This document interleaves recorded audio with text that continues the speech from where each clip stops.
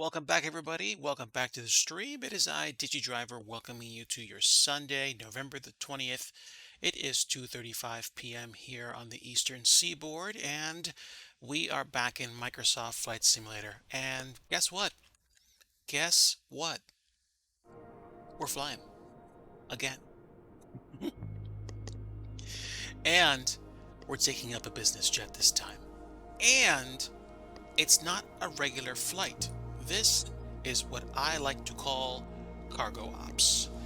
And so do a lot of people. But I'm just saying, I haven't done cargo ops on stream in a long time.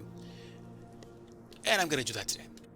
So, welcome back, everybody. Welcome to MSFS, Microsoft Flight Simulator. If you're new, I am a flight sim streamer, turn senior developer, turn quasi-flight sim streamer again.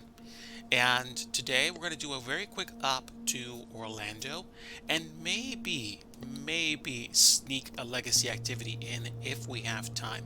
So I'm not going to spend too much time mulling over it. We're going to jump right into the sim and get started. So welcome in, everybody. We are again at Atlanta International Airport, but we are actually, believe it or not, in the south ramp. And I need to do some quick adjustments because I think I'm still showing parked traffic and I don't want that. Yeah, so we're going to get rid of all the ground aircraft and that should leave just the grounds traffic and any airplanes that are doing real world ops right now. There we go. Not that I wouldn't mind having company down here, but it's just that some of those aircraft probably didn't need to be there. So we're back and we've got a helper here to push us back when we're ready, but otherwise we've got a quick rotation to make happen. Now I have my flight plan entered through SimBrief. I just haven't put it in the system yet, so let me go ahead and open this up real fast. We're going to be flying out of Atlanta to Orlando. We're taking the Schmaltz 3 departure to the Grinch 4 arrival. I believe we're landing south. Oh, actually, I'm sorry, we're landing north. And we're landing 3-5 right, so we're going to have a bit of a taxi to the cargo ramp. That's okay. And we're taking 2-6 left out of here. So, let's get cracking. I'm going to open up a Navigraph charts window. Whew, just surprised my phone.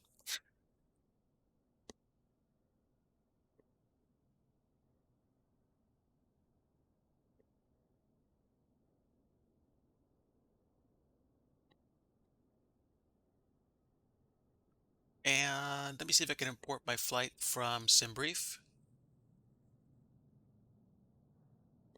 ATL, import and open. Okay, great. We can share the screen now.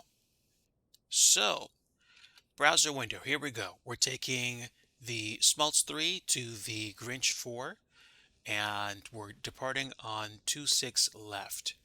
So, really? Oh, wow.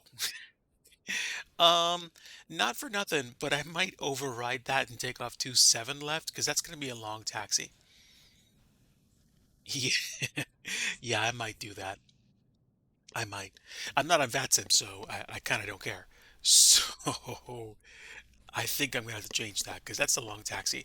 I mean, it's certainly not as long as, like, say, starting at South Cargo in Chicago and taking off on like 22 right, but we're gonna be going up. Let's see, Romeo 12, actually Romeo 11, November 10, Delta,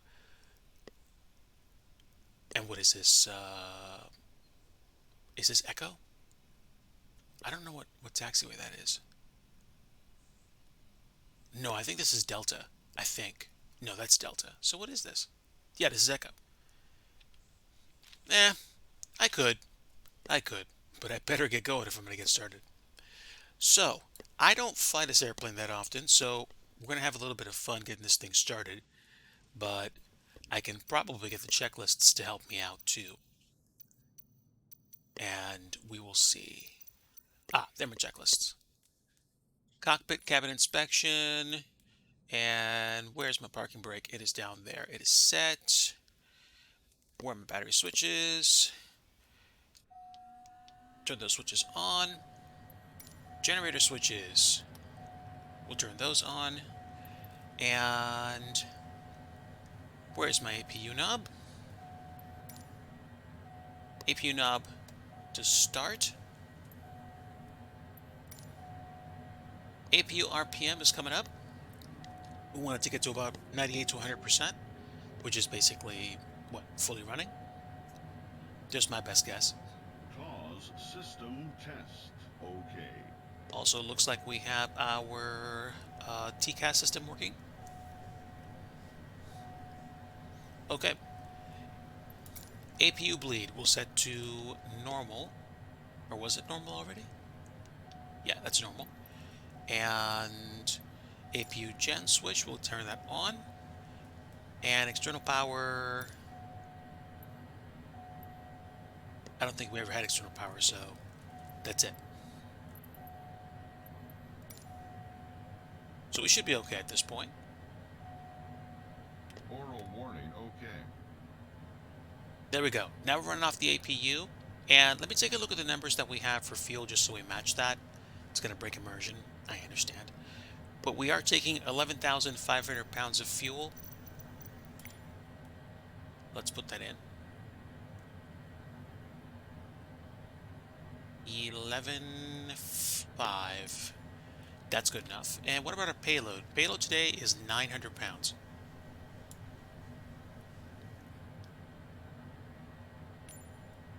That's light. I guess we're shipping some temperature sensitive or, very, very important things that we're not taking up the entire plane. Takeoff weight is going to be roughly 35,600 pounds. Cargo and payload. Yeah, so 200 pounds of cargo and 900 pounds of payload total. Actually, you want to know what? Let's pretend that they gave us a late sheet and we're going to take actually an extra like 3,000 pounds of cargo.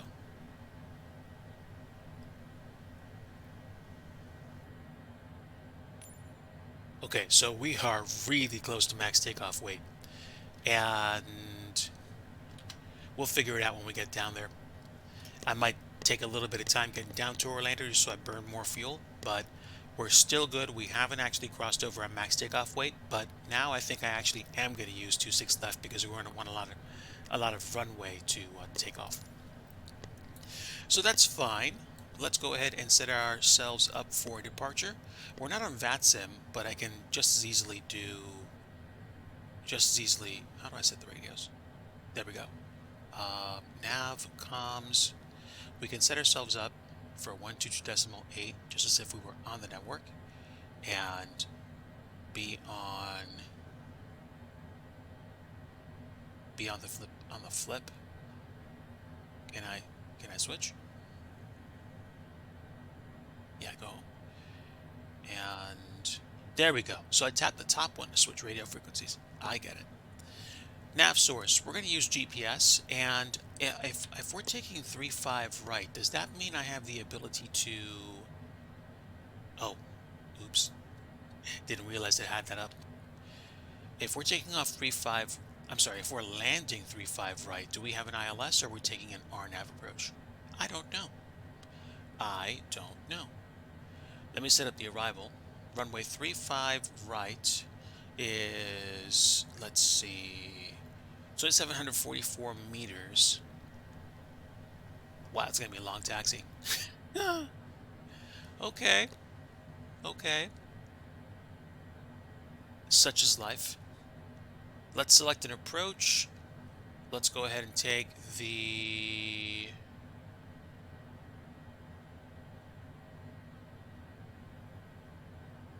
Which one is it? We'll take the... Oh, I could just turn final. But let's go to C-Ray.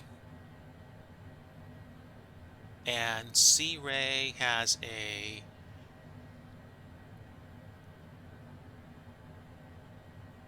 I want to see it. 3-5 right, 3-5 right.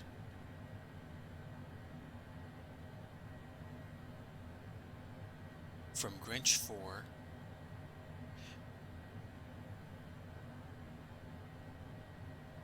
That's weird. We have an ILS, but it doesn't hook up to the Grinch 4? Okay, works for me then. I'll take 3-6 right. We'll go to Tramp instead. And that's it. We'll take vectors from Bryce to Tramp, or probably go from Bryce to maybe Silky, and then land 3-6 right. That's going to work a lot easier for me because it'll be closer to the cargo ramp. Beautiful. Now, I do still need to know what the instrument approach is going to be. So I need to see the chart. It is 110.7 at 005. Okay.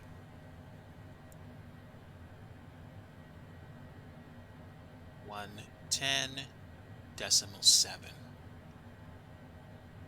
And what is the course heading? Let me change my source as well. It was 005 for the heading. And the course heading is right here.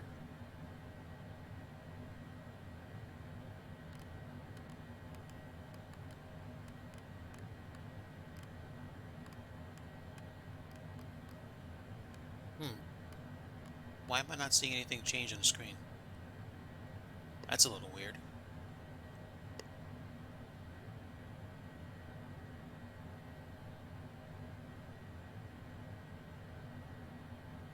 Alright, let me double check something. 110.7. Yeah, that's what it is. 110.7. We'll also put 110.7 here just in case something goes loopy. Okay, so we got both of them set. And for the transponder, we're going to set 2257, and we will put it on just because I'm lazy and I might as well feel like reporting where I am immediately. But again, why can't I actually set my course heading?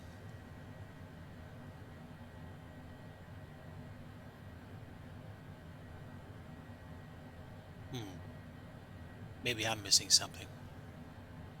But that's fine.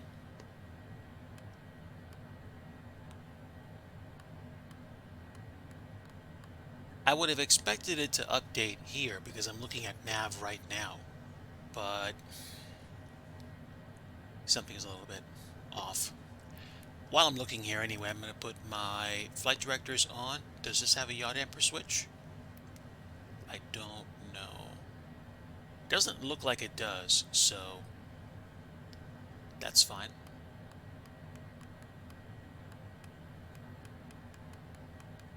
Yeah, it's kind of bothering me that I can't see my my course heading. But I'm going to turn on minimums, and we will go with the barometric minimums for Orlando just in case there's a problem. The glide slope highest number is going to be 540 feet. And there we go. My minimums are set at 540. And speed bugs. V rotates 120 knots. No, I'm probably going to set my V rotate speed to like 150. And we'll leave it alone for now. So PFD settings, we will turn wind off. We'll take option 2. And oh wait, hold on.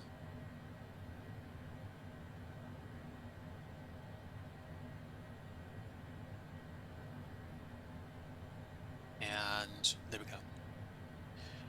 I think that'll be fine. I still don't understand why I can't see the course heading move on this.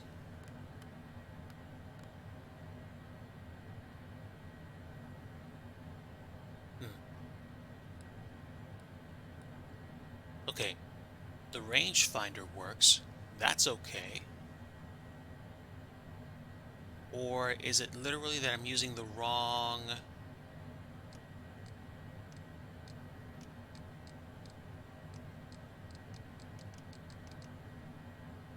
tuner?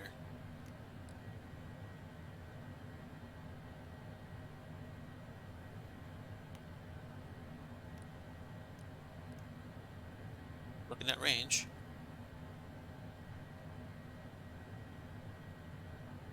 Yeah, not sure. Not sure. Maybe there's something I'm doing wrong. I'll take a search real quick, and then if I can't find the answer in 30 seconds, we'll move on. So, FS 2020, longitude, course, heading.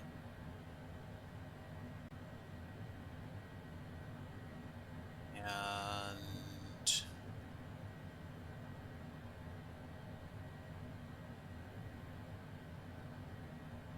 okay, so, can't find it. Not going to worry about it. I'll take one more stab at fixing this, and if it doesn't work, then it doesn't work. Yeah, the course heading is just not moving at all. Like, literally not moving. I wish it was, but that's okay. Let's just hope that we have a visual approach today. We should be fine. Okay, APU is already running, and what else can we do? Probably nothing down here, except if there's something else that's left to be done. We'll do bus ties open, and external power is off right now, running on the APU, chewing through some of that fuel. Let's switch between our screens and see what we have. Oh, yeah, about that. Let me go ahead and set the initial climb. I'm making up the numbers as I go. Oh, you know what? No, I don't need to do that. I can go to my flight plan and see what we have. We're cruising at flight level 410. That's a pretty big jump up there. Okay, 41,000 feet, that'll do. And we're departing 26 left. If we're leaving Atlanta on 26 left, then let's take a look at the magnetic deviation for the charts. 26 left is a magnetic deviation of 275, as well as set the initial heading to.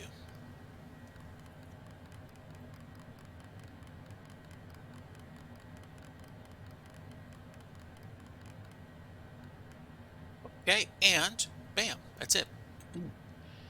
Let's see, initial speed. Can we set the speed?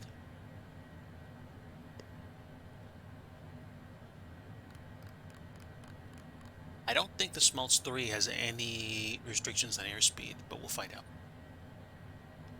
Schmaltz 3 is an RNAV departure. We're taking off 26 left, and there is no airspeed. Oh, wait, there is an airspeed restriction.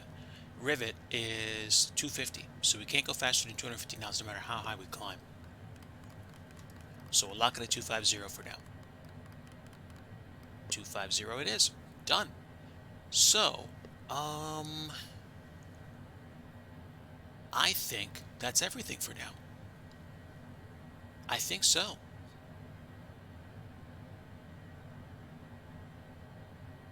And Oh, wait, I haven't punched in my flight plan yet. Okay. Origin, Kilo Alpha Tango Lima. Destination, Kilo Mike Charlie Oscar. Okay, so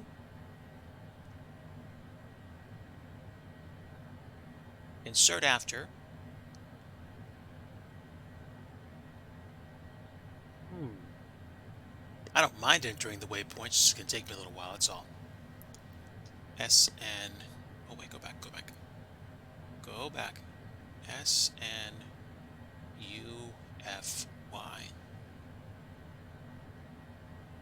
Okay, add a new waypoint. Slaw with 2 W's.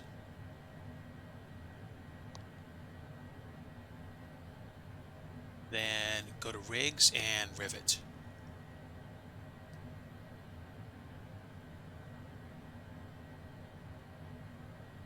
Yeah, rigs with 2 G's. I wonder what the significance is of the duplicate letters. Rivet. Okay, after rivet, we're going to go to smaltz and then wale.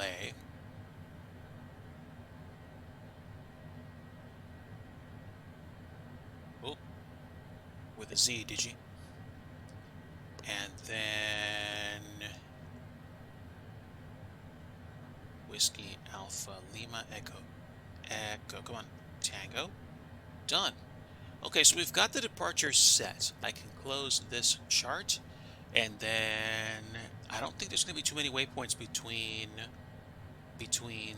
the.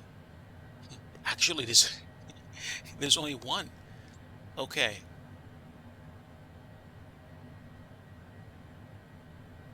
We're going to add ZJ with an X at the end. And then we're going to add another waypoint, ISSZZ. Then we're going to add elite.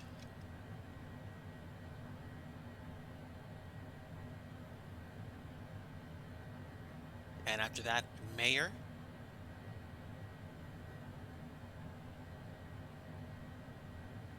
And then after that, we're going to add Cokes.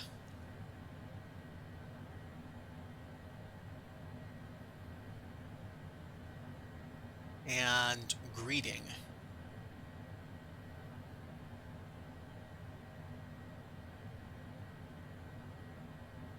Okay. We've got several more waypoints after that. We're going to have Grinch, Bugs, and Blake.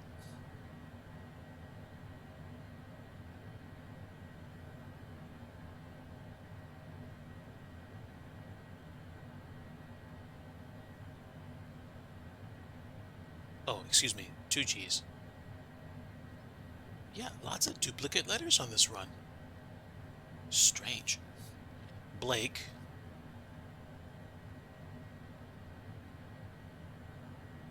And Whoville. Ha! Wow.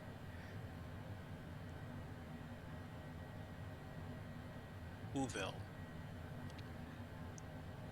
Then Harem, Dory, and Bryce.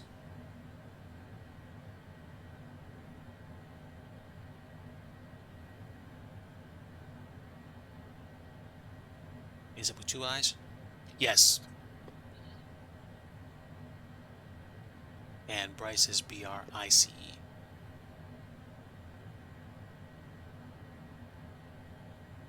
Okay, after Bryce, we're going to be going into the approach. So I'm going to put in all the waypoints and we'll see what the computer does.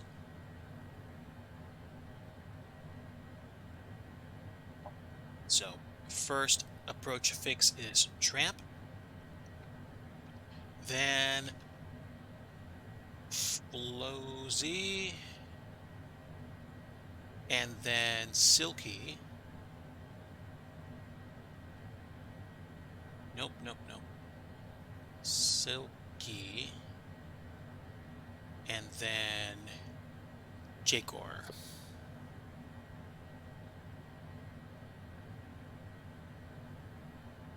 Okay, so at this point, the destination is Orlando. If we have to go of Mist, we're going to go to Dunmore and hold. What I'll probably do is, since I don't feel like punching in that after the fact, I'm going to simply fly present heading, fly out for about maybe 3 or 4 nautical miles, then make a racetrack turn back to, I guess, like Harem and Dory and line up for another approach. So we've got the waypoints punched in, and we pretty much know what we're doing to get off the ground. So I think we're okay. Now that we have the waypoints, we should be able to continue. It is a DigiDriver stream, and this is my friend Studio Canuck coming through. Good afternoon, friend. Welcome aboard. We are flying a cargo op today out of the South Cargo Terminal at the Handcrafted Scenery for Atlanta, ANMSFS. Hope you're having a very good afternoon today, sir. Welcome aboard. Grab a seat. We don't have that much cargo, so even though this plane is retrofitted to handle cargo, I think there are some seats in the back. Let's go ahead and get set up for departure now, since we pretty much have all the waypoints set. Okay, what do I do? Well, let's see. Is there anything above me? There is something above me, actually. We've got the initial altitude set for the climb. Actually, we have the final altitude set for the climb. And let's just take a look. Power transfer. Ooh, lots of buttons to push. Let's see. Auto ground spoilers norm. Are they deployed? No, they're just armed. Excellent. I'm not starting the engines just yet. I want to get a pushback. No cabin dumping of pressure. I'm assuming this plane pressurizes itself. We're running the APU. APU bleed is norm. Engine bleeds are norm. Isolate bleed is norm. Flow is norm. And what else? Rudder trim? No. Aileron trim? No. Actually, let me get myself set. I have my trim set. And let's confirm that the throttles are in good position. They should be idle at this point. They look idle to me. Good. We're squawking already. And ELT. Let's see.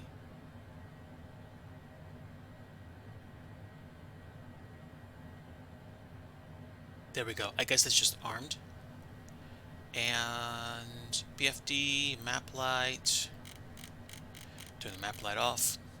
And pitot heat will turn on after we get the airplane started. Okay. Banner lighting all the way up. Flood lighting we can turn off. And emergency lights we will arm. Okay. So, recognition lights are on. And let's see, I think I turned the anti-collision lights on now as well. By the way, friend, please let me know if for some reason the stream freezes. I know we ran into a problem like that. I think it was last week. Hopefully it won't happen again. Does this plane have nav lights? Taxi, pulse, wing inspection, tail flood, pack safety, seat belts. I guess these two are the closest things to nav lights, so that's fine. Okay. Oh, you know what? Let's turn off the reading light here.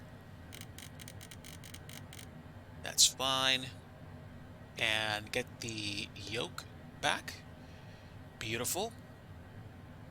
Yeah, I feel like just having some fun in the sim today. I can always fly on like VATSIM if I want to, but this thing seems a bit too much of a handful for me to fly on VATSIM, not knowing all the systems like I should. And this isn't even the, I think, the working title model they're working on or have released.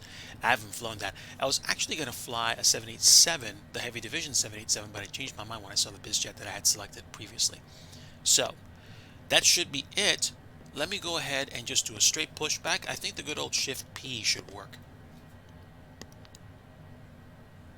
I think it froze when you didn't have OBS as the active window. The second you clicked OBS, everything unfroze. It was weird. Okay, that's going to be an issue then. Let me just check to see how it's tracking me today. Hopefully, it's not freezing. Good. Alright, great. So at least we know that's working today. So that's fine. All right. Do we have the parking brake set? I believe we do. We're going to release the parking brake. That's a different button. We're going to release the parking brake. Oh, wait. Hold on. I need to wait. I remember. I did something before and I thought my joystick buttons were all over the place. Turns out my joystick has a left-right handedness switch. So I need to see what buttons I'm using for the surfaces. I'm going to check my parking brakes. Yep. All right. Hold on. I am right-handed, so I gotta go ahead and switch these buttons back again. Or I can just use it the way it works, which is basically the way that it's normally done stuff before. And what was I using above? I was toggling speed brakes with the other button. Let me see. Okay, good enough, good enough. As long as I know what to do, I think I should be fine. All right, there's my parking brake. Ooh, hydraulic failures in the 737? Well, you know who can clearly help you understand how to get that done. Our friend off schedule descent. So we will do a straight pushback. Oh, look at that. It's like, hey, wait for me. Oh, absolutely. That would be the resident expert source to go to for help with that. So by all means, if you're up for that, that's going to be something that he's probably going to be willing to help understand, especially since failure simulation, believe it or not, is not something that we flight sim pilots do commonly. All right, let's go. And while we're pushing back, let's see if I can figure out how to get this thing started. We already have the APU running. So I believe we should just be able to hit the engine start buttons.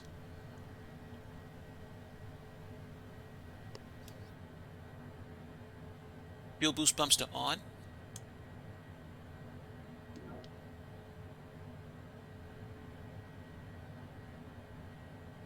Let me get the volume sounds up.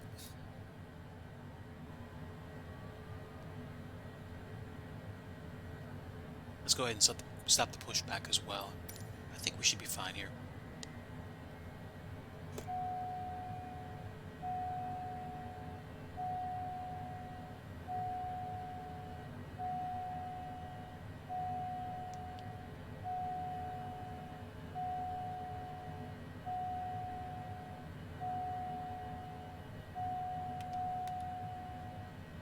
Okay, I think the right engine's on. Let's go ahead and start the left.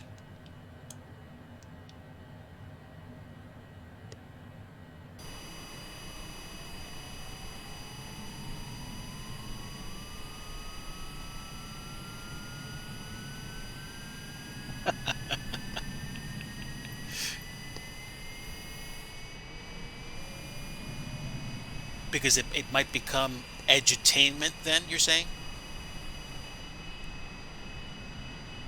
Actually, as a kid, I remember having a bunch of edutainment titles that I actually liked, like Where in the World is Carmen Sandiego?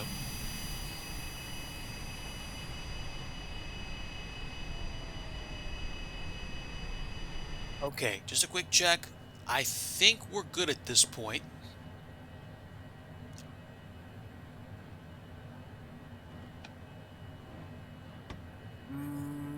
No, I think I'm missing something. So, why does the engine not want to go? We should be getting a whole bunch of engine power. Am I missing something?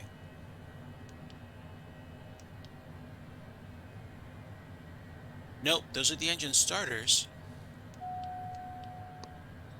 And the APU bleed is still on, I believe.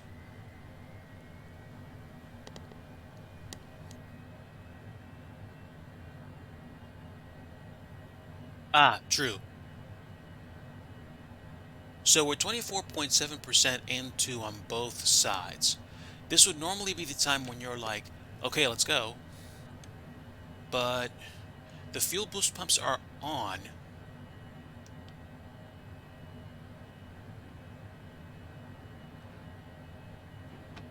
Yeah, that's weird. Nothing's happening. This isn't a nice way to start.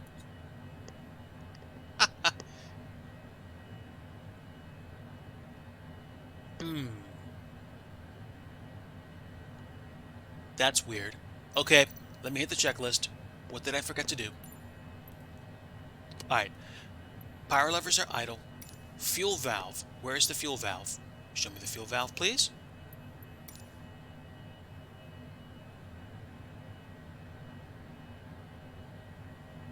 Where is the fuel valve? Fuel valve. Oh, well. Yeah. Canuck, I think it helps starting the engines with fuel. Would you agree?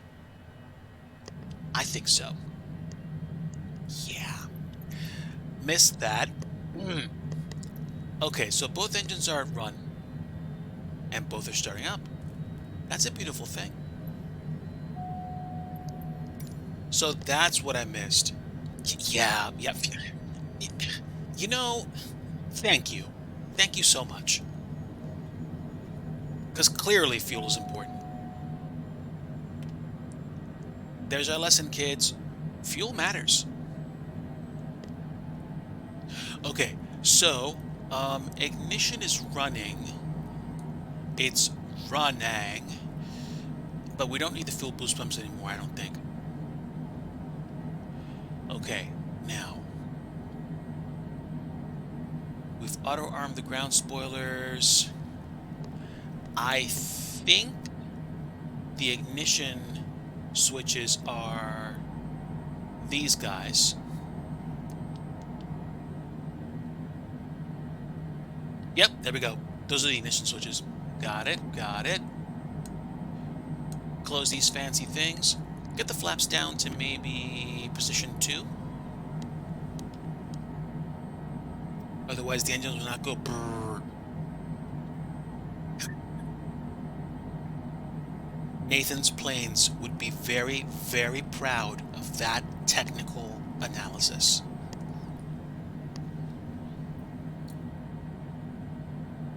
I'm sure. I'm sure he would be. All right. So we've gotten set. We'll turn the taxi lights on.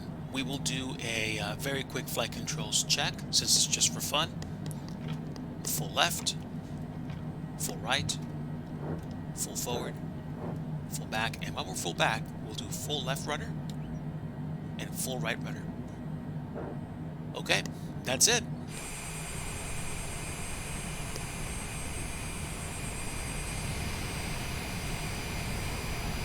And believe it or not, this is actually live traffic. I don't know if the model matching is perfect, but I do know there is traffic at the cargo ramp at ATL. Dead.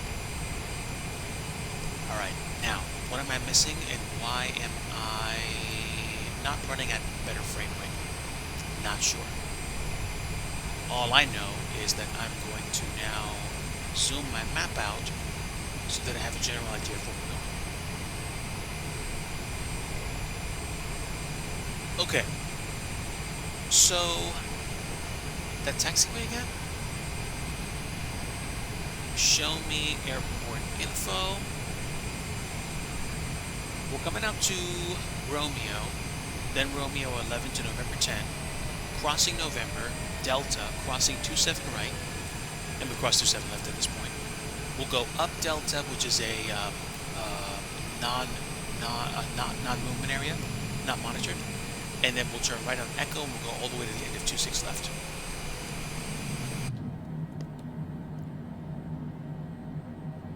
All right, stand by, folks.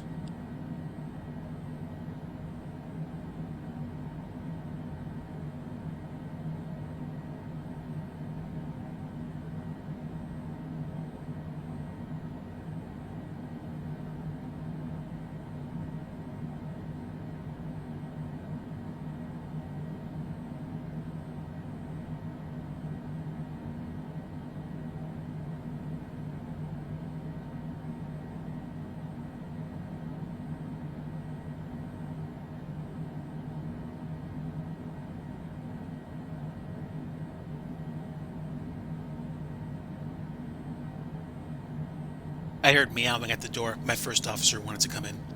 So, we should be set now. This is a real-time flight, so you should be seeing it as it stands right now in terms of, what am I saying? In terms of, you know, time and weather.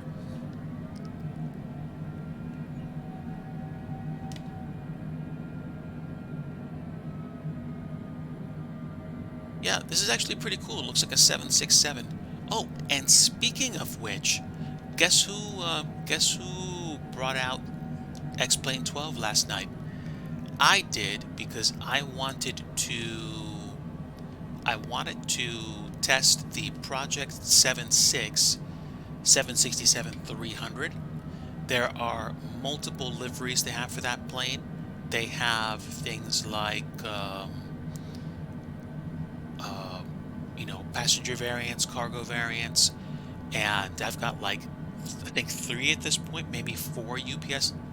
No, no, no. I have like 2 or 3 Amazon Prime liveries. I have a couple of UPS liveries, 1 FedEx livery, a New American livery, a Classic American livery, and like several others, including DHL. So I'm curious and interested to try to fly that plane some more, but the only issue is that that airplane is in alpha mode, so they are still developing it actively. There's a lot of stuff that's actually not implemented, but I will say it sounds good, it flies nice, there's a certain denseness to it that I like. It's just that, you're not going to have all the bells and whistles. LNAV doesn't work, so you are going to be tuning a heading, and you are going to be sitting at the controls flying it. It's not the kind of plane you're going to be setting and forgetting about, or flying easily on VATSIM. I would not recommend it. All right, let's go this way to exit the ramp. My frame rate's taking a beating right now. Oofa. Or have we finished loading everything? We probably finished loading all the textures, which is why my frame rate was stuttering. Okay.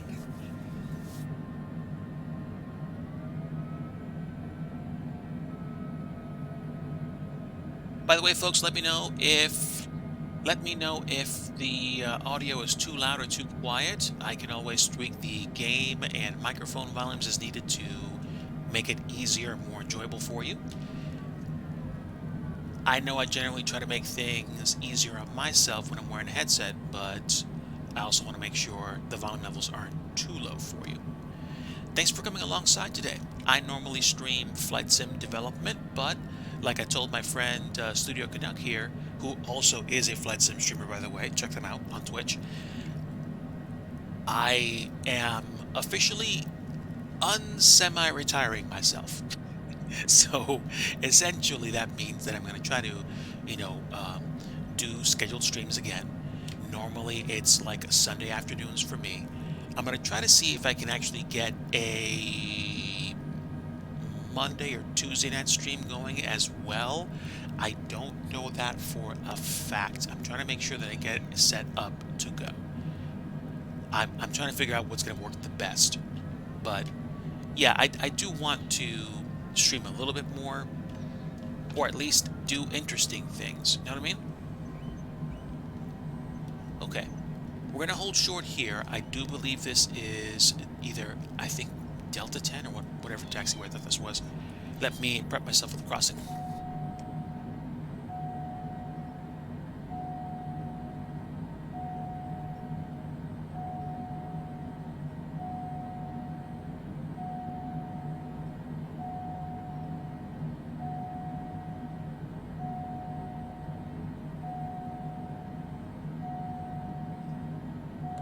First officer went to go check out what was going on in the back, and I am going to prep myself for the runway crossing.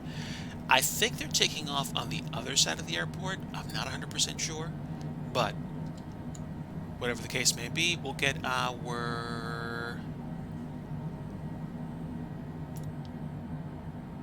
tail. Maybe that's a logo light. I don't know. But actually, I think I might even have a beacon light on now. So let's go ahead and cross.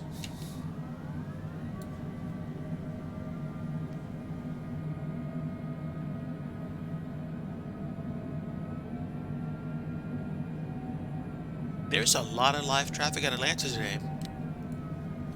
If I wasn't such a flight sim wannabe, I'd probably park my plane somewhere in plain spot. Look at all this. There, the livery selection might be off, but essentially these are representations of real-world aircraft. Oh, also, we're gonna taxi on the grass here. No bueno.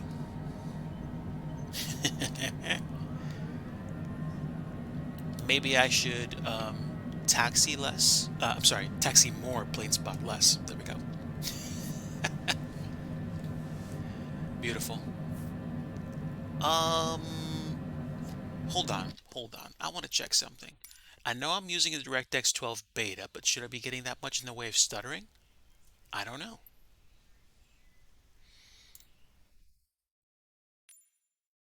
Let's try it.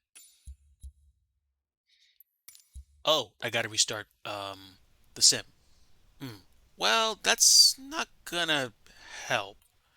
So, low latency. Let's turn that on. And let me do... Let me see what happens if I turn on VSync and low latency. We will try it. And we'll see what happens.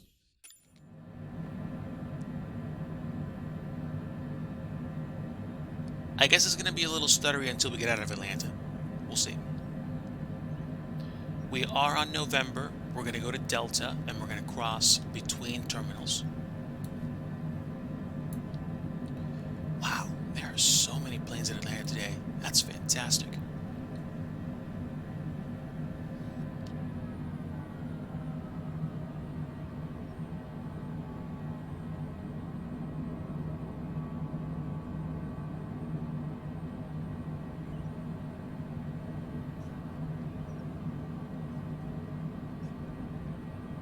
I've noticed something with the rudder on my throttle quadrant, the kind of like back and forth rocker. It seems to want to travel quite a bit, and I'm not sure why. Either the joystick is old since I've had it for about 2 years, or there's something which is otherwise affecting it.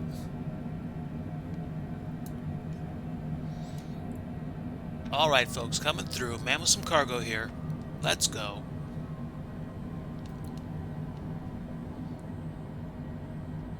Now we're moving through Delta, and I can see why this is a non-movement area because we're literally going underneath the tower.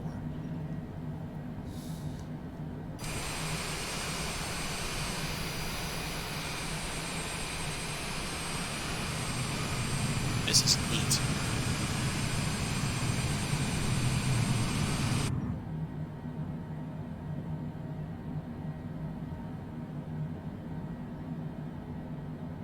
But all things considered, and the fact that my old CPU would probably have had issues going through this area with frame rate, I am pleased to see what I see.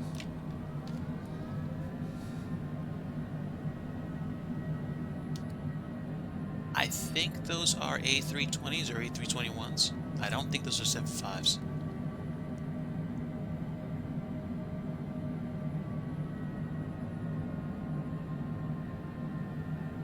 Man, the 757 for MSFS could not come soon enough. I am certainly looking forward to it.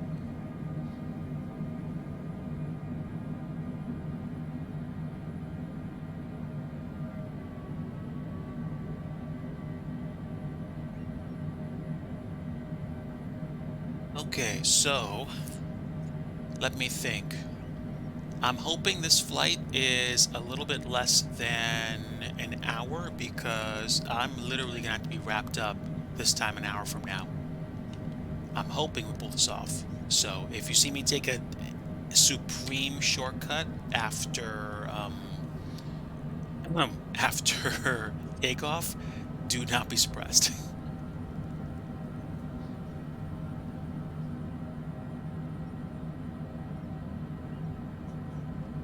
Okay, I think this is Bravo. I think. Don't mind me. Coming through.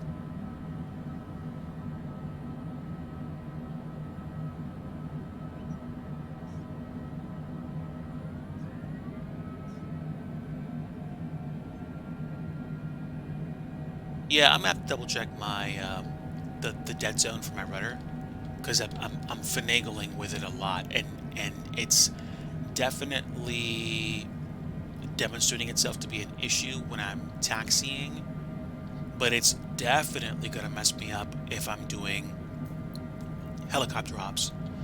And yes, I have already started messing around with the Jet Ranger. It's fun to fly a whirlybird, but I think I may have to re-enable the throttle on my T16000 joystick so that I can actually just use the joystick for that, and maybe even use the joystick as a twist rudder. I don't know. I don't know. I mean, the rudder's fine on the throttle. It's just that my throttle acts more like it's got, you know, like a gated system of detents, because it's just it doesn't move. It doesn't move smoothly. I might have to take it apart, but I'd prefer not to mess around with it too much, you know?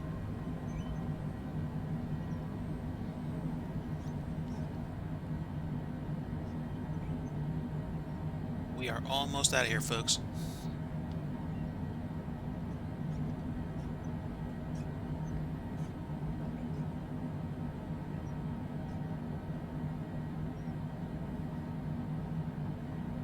Okay, I don't know if that plane's coming in on the runway I'm taking off from, but it looks like it. Look at that. Nice. That was pretty cool.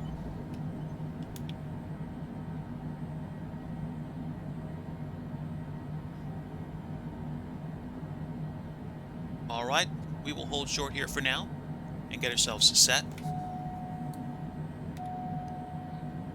Okay, we have our landing lights now on.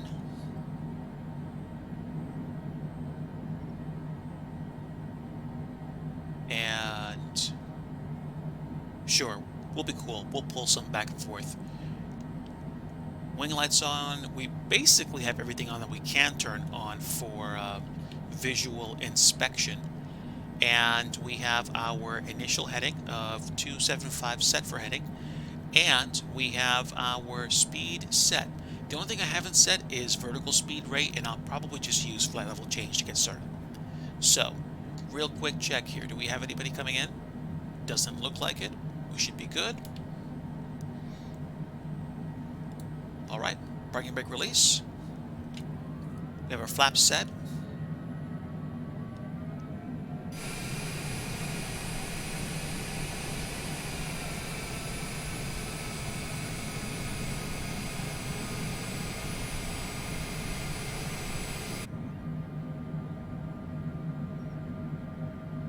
Okay, and while I will make every reasonable effort to get to Orlando as fast as I can, this flight is being done with a disclaimer that it is possible I might have to cut and run early. So, we'll do the best we can. Now, there we go. I'm waiting for this Delta jet to get off the runway so I can take off.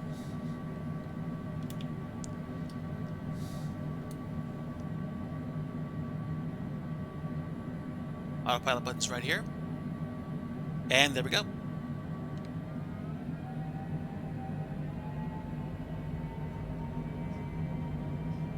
And here we go. Full throttle.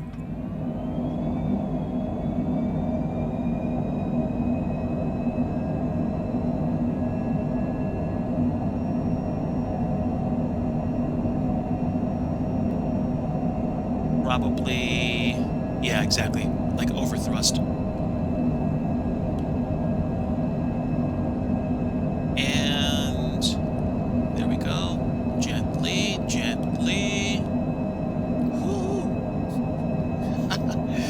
Positive rate of climb, gear up. Landing gear. Landing gear. Flaps all the way up.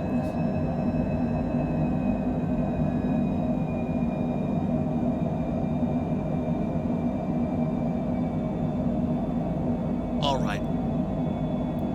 Autopilot, nav, and give me flight level change, please. And stand by, folks. Be right back.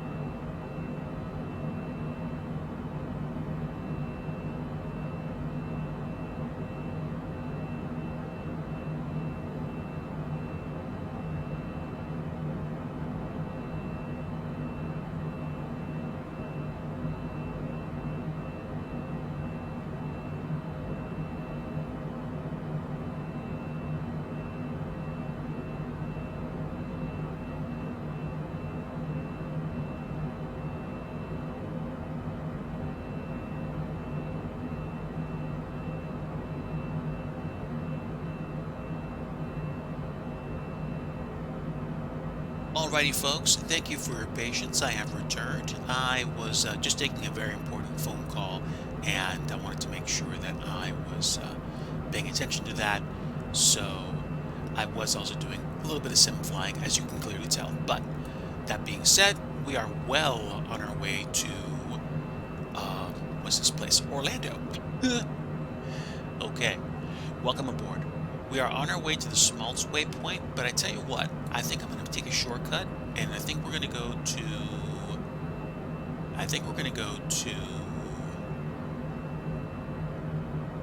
Wale instead. So let's go direct to that waypoint now, and that should allow us to pick up from that point. We are keeping 280 knots for the climb, and we are doing flight level change right now, which is pretty neat. I don't think I have any aircraft in a sim that do flight level change as effortlessly as the Longitude does. That's pretty cool.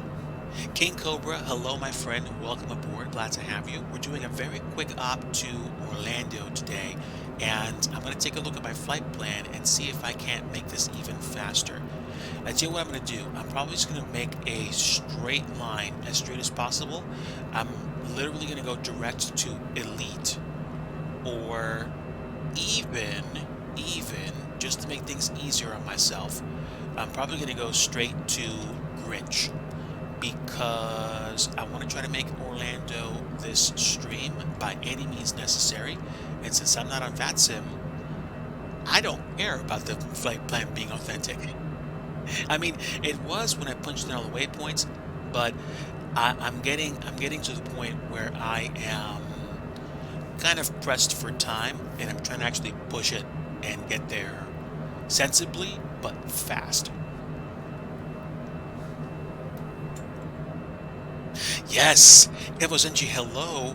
Glad to have you here. And yes, I am looking forward to trying out the working title mod for the Longitude, because I like this plane. And if we could make this be more engaging and make it have well, simplest way to put it is, if more buttons can be clicked and we know why we're doing it, that's great.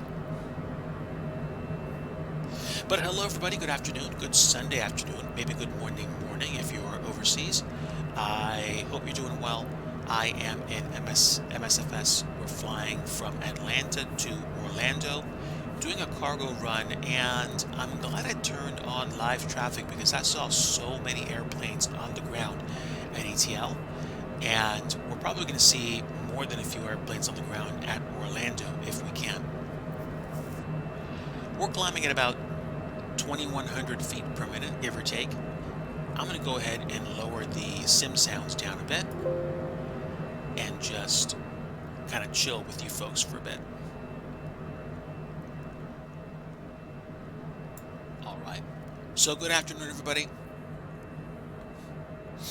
Yeah, honestly, I haven't given the CJ4 enough justice. I might have to do a stream with it again because I like business jets, and the CJ4 is a hardy little thing.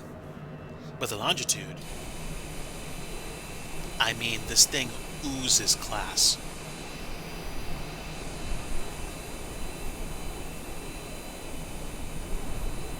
I don't know what the asking price is on one of these things, but whatever it is, it's quick and it looks very nice. Okay, 28,000 feet, and we are well on our way to flight level 410. Now, let me take a look at the approach, because we're taking the Grinch for arrival, and I'm going deep into the arrival and picking like the straightest approach to Grinch. When we get to Grinch, we're going to need to be somewhere between 290 and 280 knots. We'll also probably need to be between 16,000 and 11,000 feet. If we go to flight level 410, that means that we're going to be losing 30,000 feet. So we're going to want to start 100 nautical miles out from Grinch to be somewhere around 11,000 feet by the time we get down there. Just doing some rough calculations. But it is a afternoon flight and the weather's looking okay-ish. I don't know what the conditions are at Orlando, so I'm going to cheat and fire up the actually I don't have to. I can just go straight to the internet and look up METAR for KMCL. Okay, so metartaf.com for Orlando says we have winds 360 at 12 knots. Visibility is 5 statute miles. We have rain, and it's broken down to 800 feet. So, I'm going to make a few allowances. I've set up the ILS, or rather, I will tweak the ILS right now, but I'm not 100% sure if it will actually activate.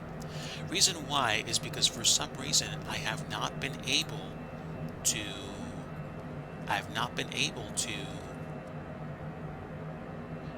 set the core setting, but is what it is, I guess. So up down marker ADF. Oh, recorder? That I'm not sure if that's something for the built-in instant replay system, but I don't know. Yeah, what is my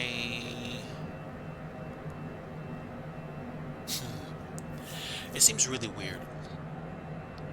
It's not letting me switch between settings, but 110.7 is what I actually have in blue. I think I want it to be white instead.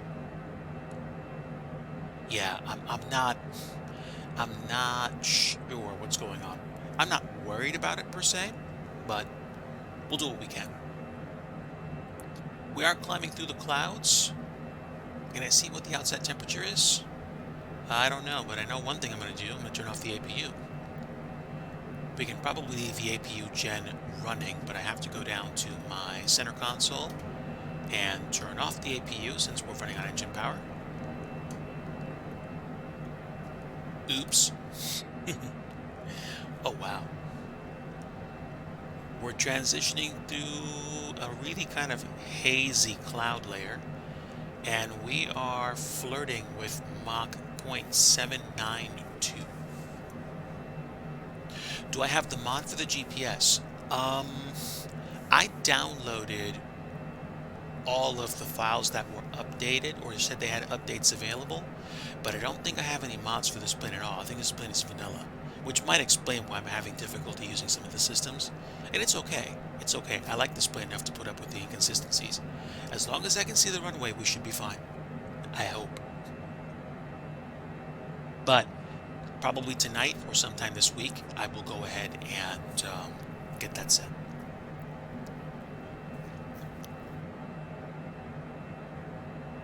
We are decreasing our climb to maintain 280 knots, which is pretty neat. We're about 1,000 feet per minute. And considering that we literally have about 128 nautical miles to take advantage of that, we should be fine. Folks, welcome aboard. Glad to have you with me for this quick op to Orlando. Hopefully I will get there by the time 4:30 rolls around, because I do have a hard stop at that point. But I hope that you're having a very good afternoon today. This was a fast weekend. Mrs. Digi and I got to spend some time outside. We ate some very yummy food, and I spent time at church today, came home, and after doing a little bit of housework, sat down, fired up a sim, and here we are.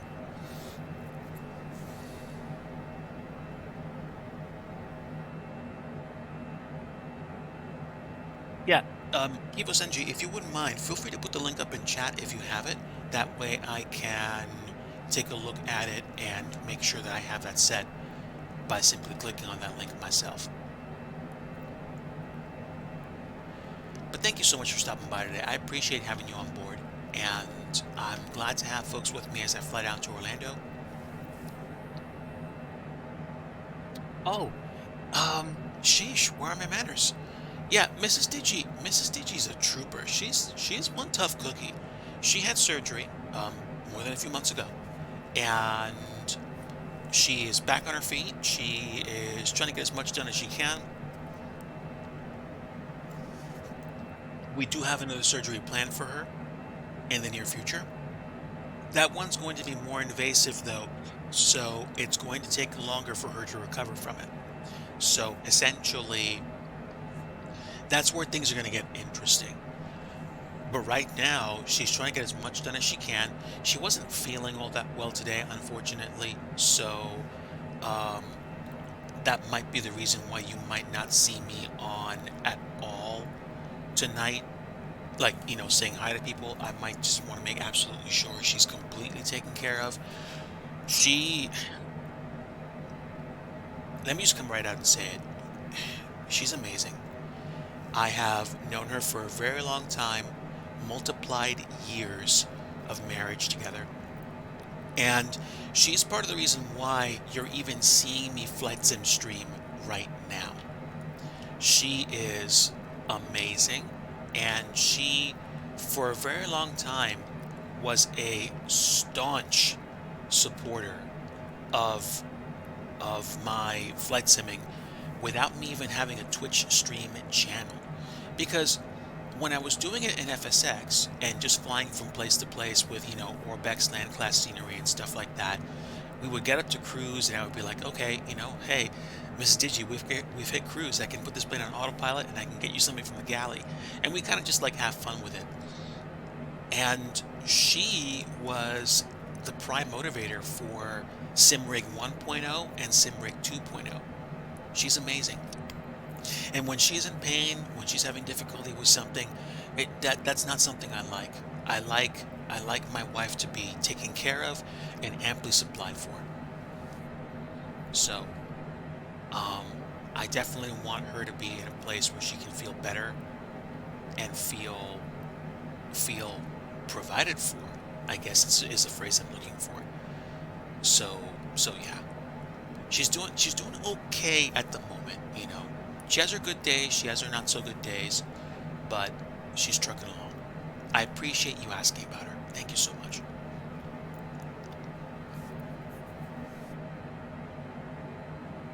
Thank you. Thank you. Really appreciate your support.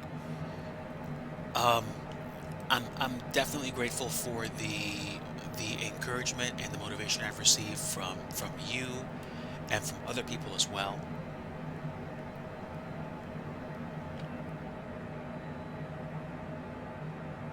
It's nice to be around people that, share interest and that we can crack jokes together and stuff like that.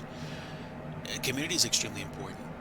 That's why I appreciate my mods. I appreciate my community. I appreciate being able to stream for you and to share time with you. Also, I've been spending a lot of time working on a new scenery project for Plymouth Municipal Airport, which is a general aviation airport in Massachusetts. I'm making that for a friend, and I'm hoping to release that on simmarket.com. I already also have another airport on simmarket.com. If you go and look up Digi Scenery Studio or look for an airport title W94, Whiskey 904, that is Camp Peary Landing Strip Airport. And that's actually my very first um, scenery, period. That's payware. Oh, thank you so much for the 100 bits, Kibo Zenji. Thank you. I appreciate that. Overspeed. Oh, Overspeed. let's tune it down a little bit. Let's take this down to probably 260. We're like almost Mach 0.86 in this bird. This is crazy. And we're reaching flight level 410. That's the link for the working title mods. Thank you. Let me click on that link. Don't care if I get Rickrolled. Okay, I see it. Thank you. Thank you. I'm going to save it to my FS 2020 folder, and I'm going to take a look at that, I think, this evening.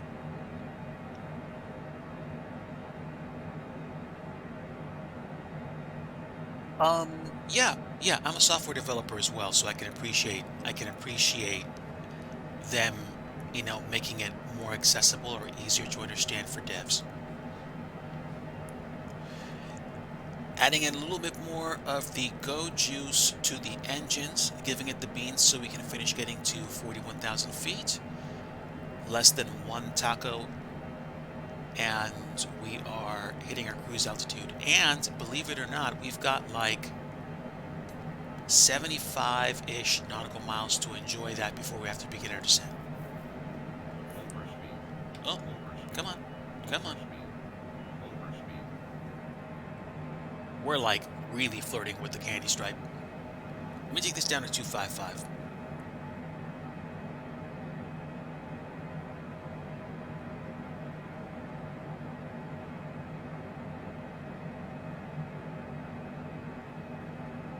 Yeah, or um, yeah, this is basically, tis the season, so this is like, the candy cane. I think I'm like 2 for 2. I did have candy corn in like September, October, and we have like candy canes and holiday candy already. I had peppermint bark already. I'm hitting my checkpoints here. Does does not like tacos. Good things, good things. Also, we're not hitting our assigned altitude. Come on, plane. Come on, you got this. You can do it. This plane is a Krampus. Confirm. Okay, and we're just cresting over the top of these clouds. I'm happy. Okay, we've got about 60 nautical miles to go. So, let me start figuring out my approach again. Just to review, we're coming in directly into Grinch. Overspeed. Overspeed. Overspeed. Overspeed. Come on, pull it back. Pull it back. Overspeed. Overspeed. Overspeed. Oh, Overspeed. wow. Overspeed. It's that slow? All Overspeed. right, let's Overspeed. pull it back. Overspeed. There we go. So we have to lose 30,000 feet in 100 nautical miles. So what we're going to do is we're going to descend at ground speed times 5. So essentially, if we're going 480 knots, if we're going about 500 knots, we're going to descend at 2,500 feet per minute. And how about that crab, yo?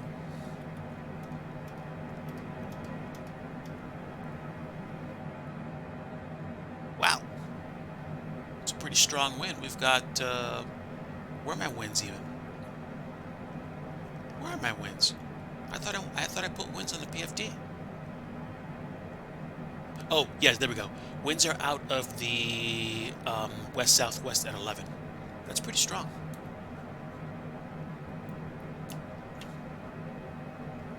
But good enough for me. Oh, look at that. Screenshots.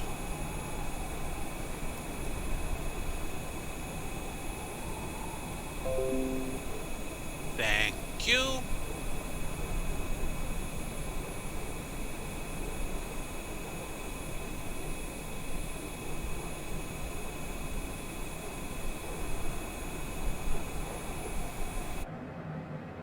All right, so hopefully you are all settling well in the back. There's not a lot of room, but I don't have, actually no, I put in like an extra 3,000 pounds of packages, so it's gonna be a little cramped. Just, lightly push some of the boxes aside. Please do not sit on them, especially not the ones that are going, that have the word fragile on them.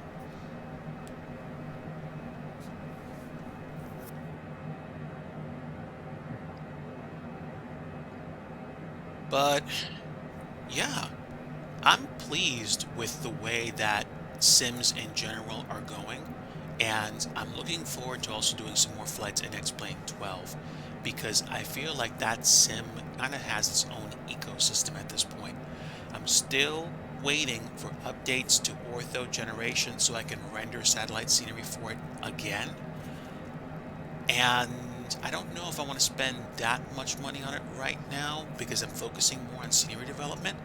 I'm trying to release Plymouth Municipal Airport in a few weeks so they can be out in time for Christmas.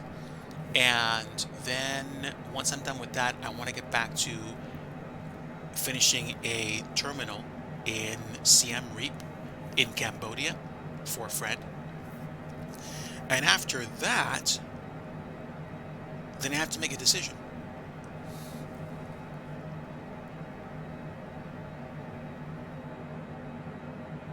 What? No peppermint? We got to turn the plane around. Pentagon, hello, my friend. Welcome aboard. Overspeed. Glad to have you Overspeed. as we overspeed the plane again. Overspeed. Come on. Overspeed. Come on. You should be at 250, not 255. Hello, Pentagon. Good to see you. Welcome aboard. Glad to have friends with us today as we fly to Orlando. And I think the good news is we might be able to squeak out arriving at Orlando fast. But let me take a look at the weather there again and see what's going on. Because I feel like just really succumbing to a strong case of get there-itis. But if we have IRL traffic, then we are going to have to make sure we land the right way. I don't want to play chicken with like a 747. So, no. We've got about 25 nautical miles before we start dropping from 41,000 feet. And otherwise, it should be fairly uneventful. But if you see my my main display, we've got several aircraft at the 20 nautical mile zoom level. I believe they're all beneath me because I don't see anything in front of me. I don't have labels on. I could put labels on just to make it easier for me to see them, but we certainly saw enough of them on the ground at KATL, I'll tell you that much. Ground speed right now is 466 knots. That is not bad. That's actually very, very good, especially considering we're dealing with a slight crosswind. Okay, less than 20 nautical miles, so let's start getting ready. Let's see. I'm not going to turn my landing lights on. Does this actually work? I forget. I don't think so. I don't think so. It's not like the heads-up display in the PMDG 737, which I have. Unless it does work? No, pretty sure. Maybe the working title is using that, but I don't know. Oh yes. That's another reason why I like this plane. This thing can book.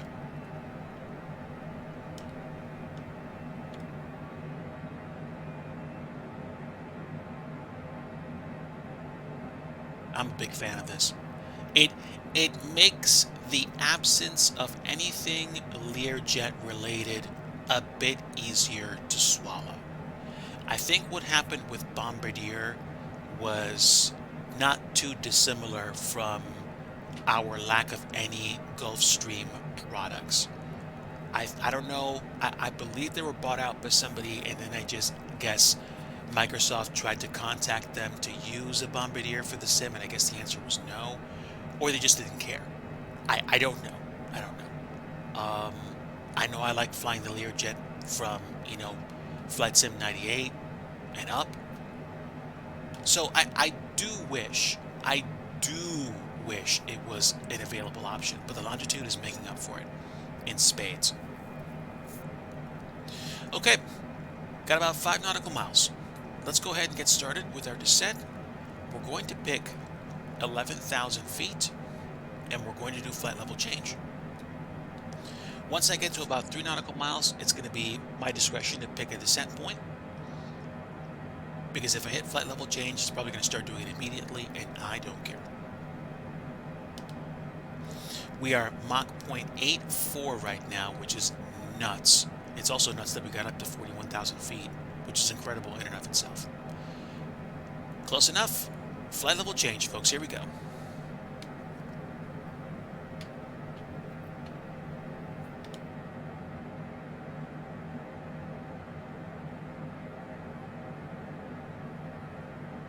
Keep it, I think, to 255, and then maybe 260 as we start dropping.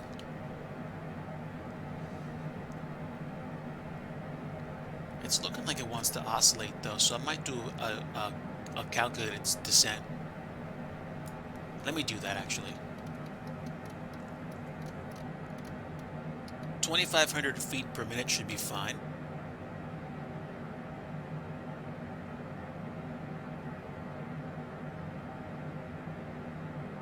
Ooh, Eaglesoft BizJets? Hold on. Standby caller. Let's see. Let's see. Microsoft Flight Sim 98 Eaglesoft Jet. I need to see this. Oh my word. Is that it? Oh no, no, you're talking about BizJets. Oh, I see. Wow. So, okay, this is I think more like FS 2004, but Eaglesoft made a Cessna Citation CJ4, CJ2. That's neat. That's pretty cool. Yeah, yeah. The Premier one and a few others. There are some planes that I think I'd like to fly that I haven't flown in a good long time. Um, I think I want to get back to trying the Beechcraft 1900 Delta. I think I want to try flying either a Dash 7 or Dash 8. And honestly, I don't know what's been keeping me from trying out the either the BAE 146. I think they're also supposedly somebody's going to release the Avro 100. I think Canuck told me this. Yeah, yeah. And to be honest, I think, hey, listen, I'll be the first person to admit I wrote off. I was tempted to completely write off FS 2020 after the performance issues that I was having after, like, System Update 5. I got frustrated. I went back to X-Plane. I stayed in X-Plane for a good long time, and then I think like System Update 6 or 7 won me back over, and it's gotten smoother past that point. But you know, we we all have our bone to pick with flight sims at one point or another. I like what Conti said many months ago or years ago. He said it's cool to be able to jump from one sim to another. You know, like I like X-Plane 12 and I like MSFS and I like P3D. But the just from where we've come to now is impressive. To have just a sim that looks like this. I mean, seriously. I mean, even even to be able to transition through volumetric clouds. We used to see cloud sprites. Remember that? It's nuts. Same people, just flight. Oh man. Yeah, yeah. I think I'm looking forward to the Avro. Um, and I don't know. I mean, I suppose if I got really bored, I could try fixing the flight model for the virtual call Embraer E175 because I like the way the plane flies and I like the way the plane sounds to a point, but the handling is not the best in some sense.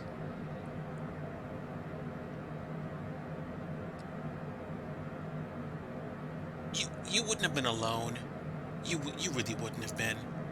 I mean, think, where were we? Where were we? Do you remember what happened? Flight Sim World was like supposed to be, like this big reboot of Flight Sim. And it was being developed fully 64-bit simulator from scratch, with a few allowances in terms of like, mimicking the FSX engine. And then it went belly up. And we were like, what? And people were flying prepared, but people weren't making waves in Flight Sim. That's right. That's right. Dovetail Games. Dovetail Games also re-released Flight Sim X on the Steam platform. So they got a little bit of funding from that, and then they created their sim, and it was great for GA. It had its issues, but it was nice. And then it was like, okay, well, what else? People were like, bring the jets back. But I think the point of Flight Sim World was like the continuation of their Flight School series to get you to understand and enjoy flying a GA aircraft. That's my perception anyway. And like it had next generation graphics. It was blowing away, absolutely blowing away everything else. Pardon me, folks. We got a little bit of ice. Are the ice things here? No, they are. I think they're over here. Yeah. Do me a favor, give me. Oh, yeah. I forgot my Pito. We'll just do. We'll put anti-ice on all the things.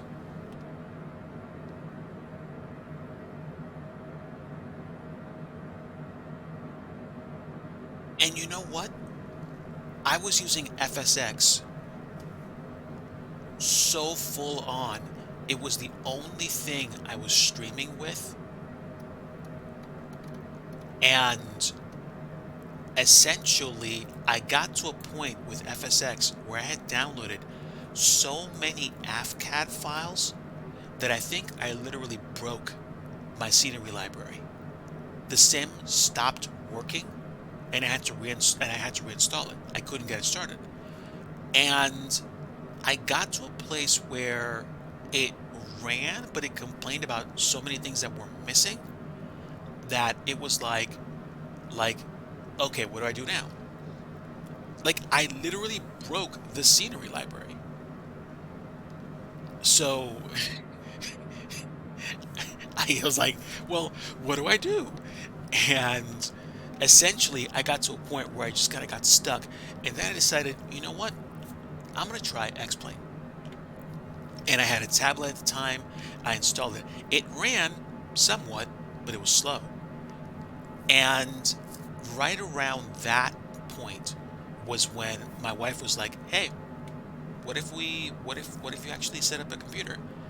So I grabbed about a little bit less than $700, went to a computer store, bought a tower, bought bought the requisite stuff, bought like a 4 gig video card, and I got an entire computer set up for about $700.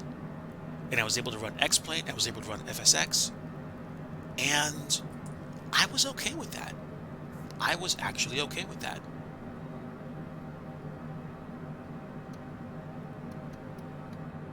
Let me slow my rate of descent down a bit. But yeah, we weren't like absolutely slaying the frame rates, but we were okay. I was able to reinstall FSX and keep trying it, and the frame rates were better. I think the problem with FSX at that point was that it was getting harder and harder and harder to find.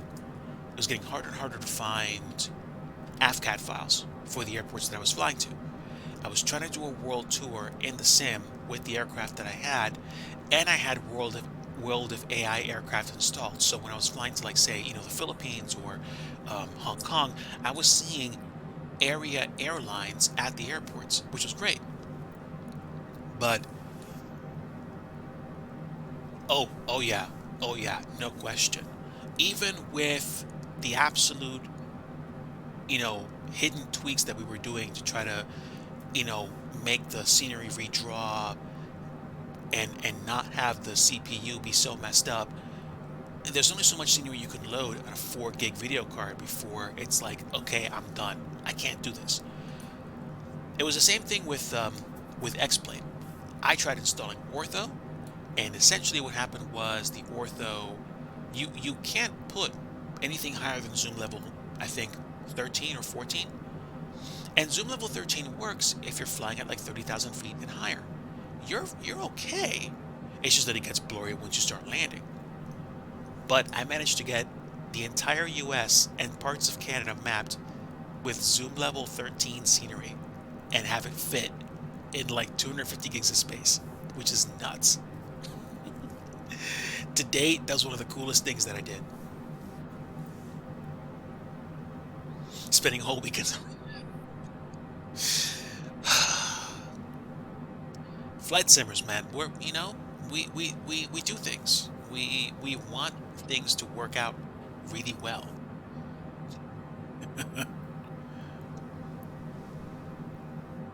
Oh my gosh. Like I was I was obsessing about getting every last ounce of performance while keeping the Sims looking good.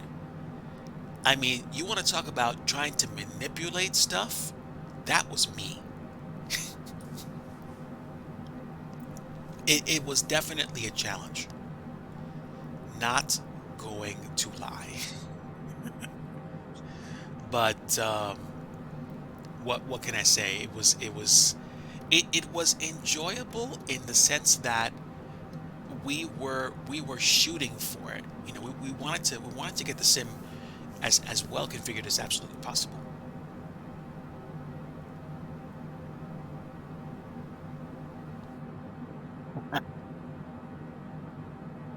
Oh man, Windows 95. I think Windows 95 was the last operating system to come on floppy disks. You had like 35 or 40 floppy disks to install it on a Windows PC. I think Windows 98 and up used CD and then DVD installs.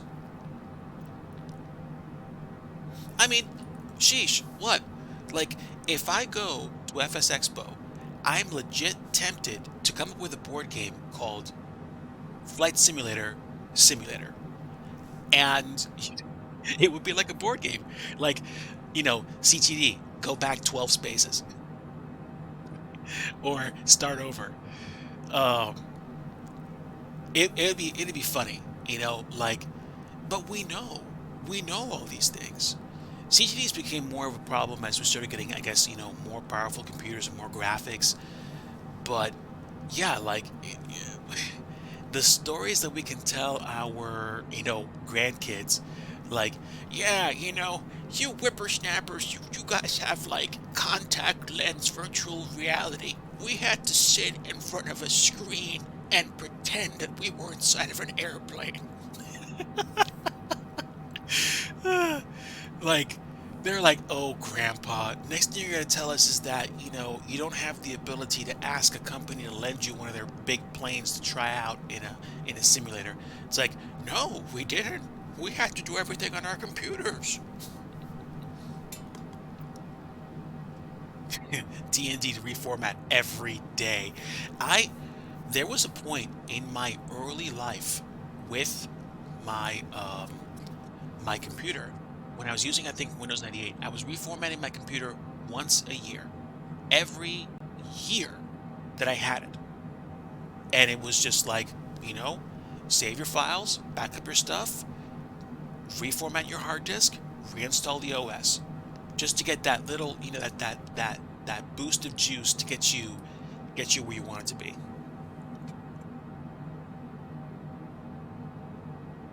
Yes, I saw that. I haven't tried that yet, but I want to. Um, I was familiar with, Flight Sim, Microsoft Flight Simulator 3.0, 4.0, 5.0, 5.1, Flight Sim 95, Flight Simulator 98. Flight Simulator 98 was the ultimate game changer. You don't even know. When I had it installed on a computer, it brought that computer to its knees in terms of performance. Once you bought a 3DFX graphics card and you got yourself set up, it and the frame rates jumped up into the 20s and the 30s, it was just like a brand new experience. It's like you don't even know. Like, it's just amazing. Okay, let's see. We're going to bugs. We got to be 280 knots. Let's go ahead and get ourselves configured. We should be. I wonder why my... Why can't I see myself? Oh, okay, because I was looking at a chart. Hello. All right, wonderful. Let's see if we can display. Can we display the arrival? Oh, I thought you could blow it up on the map. It's okay. Got to be 280 knots. After Bugs, we're going to go to Blake and then Whoville. We need to be 250 knots by like 9,000. Chasing that 3 frames per second. Do it. All right. Give me a bid, folks. Retooling to 9,000 feet. We're going to go flight level change again.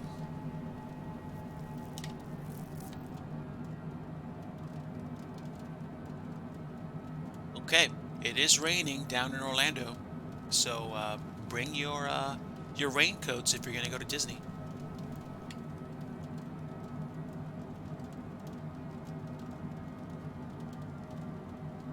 We're about to cross 10,000 feet, so let's go ahead and get those landing lights on.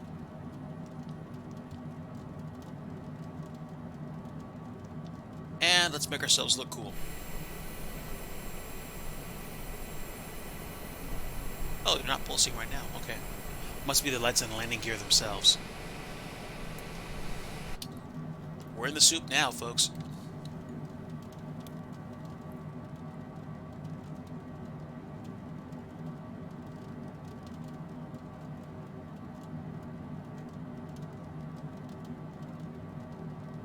Complete freedom, my friend. Welcome aboard. So glad to have you with us today.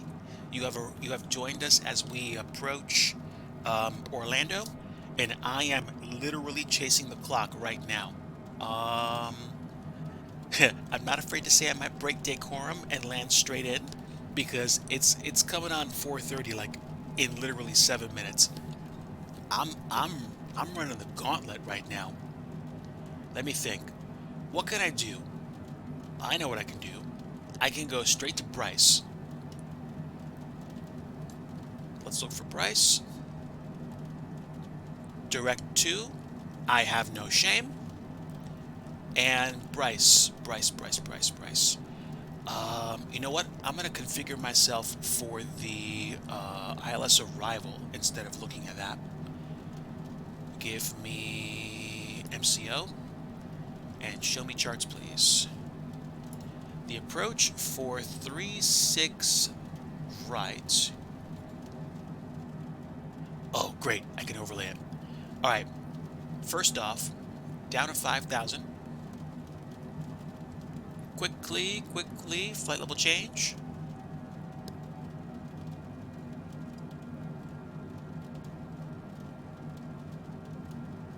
Muscle it ASAP.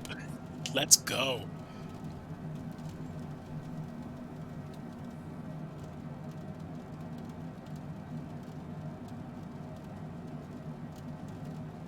If the AI is landing south with the winds facing the way they are, I'm just gonna be like, what?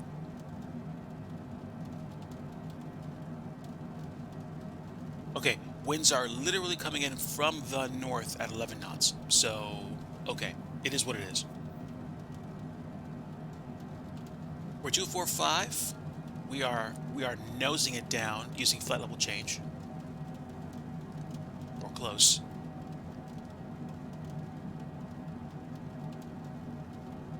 And they said clouds are broken at 800. Is that the same now still? Okay, broken at 1,000. Okay. All right. Give me like a visual with the airport at least, and then we can work this out.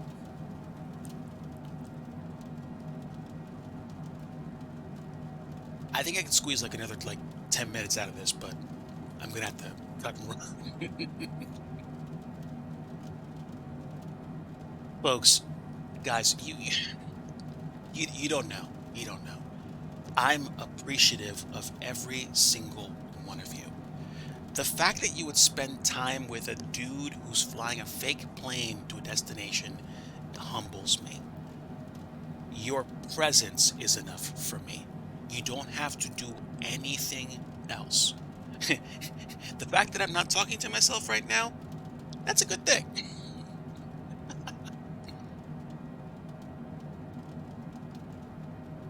I think I'd like to experiment with making more airports for MSFS and other sims.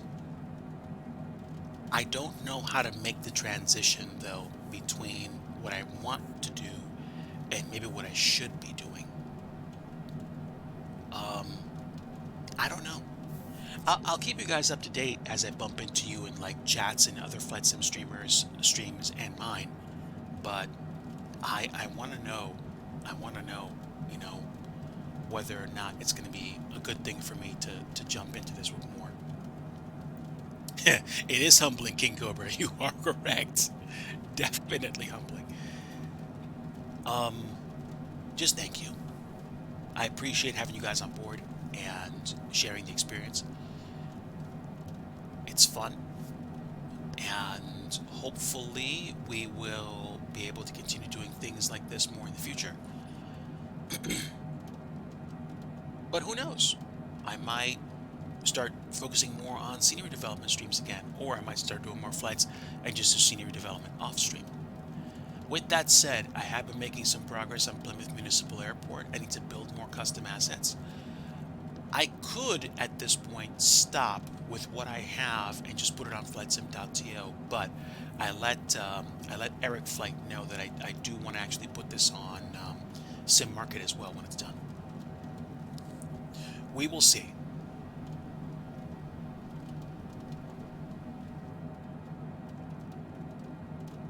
Oh man, complete freedom. I miss the Super Friends. I gotta tell you. I gotta tell you. But I do see one or two of them every once in a while, so the dream lives on. Oh, oh, well, thank you. I do like making it. Sometimes it's frustrating because I don't know exactly what to do or how to actually approach it. But scenery development in and of itself is, it's pretty cool. It's pretty cool. We are about 13 nautical miles away from Bryce, and once we get to Bryce, we're going to go directly to what is this? To Tramp on the approach. We've got lots of rain. We've got lots of clouds. We are in the soup so badly, and I think this is either traffic flying out of Orlando Executive, or they took off and they're going to the Gulf of Mexico.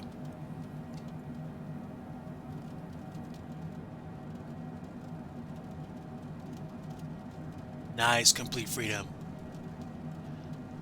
King Cobra, are you looking for me in other things? Because on flightsim.to, I am Digi Driver. I've put 3 freeware sceneries there for download. On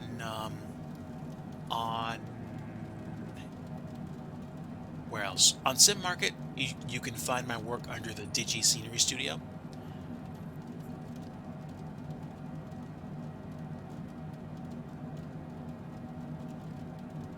Yeah. Well, I'm trying to make the most of what I know in terms of knowledge about the sim without without like falling back on old habits. So I'm going to be learning. I'm going to try to learn a few more tricks. It's just that given my full-time job as a software dev, sometimes my brain is just spent by the end of the day. So it's very easy for me to just kind of go into survival mode and be like, okay, let me get this done, this done, this done, this done. And it's like 9, 10, 11 o'clock. And it's hard to summon up the energy to actually keep doing this. But if that's when I have to do it, that's when I have to do it.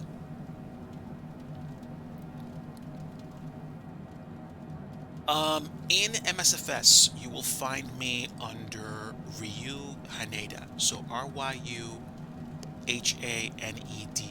I think it's RYU underscore HANEDA. It's probably an underscore if you're looking for me.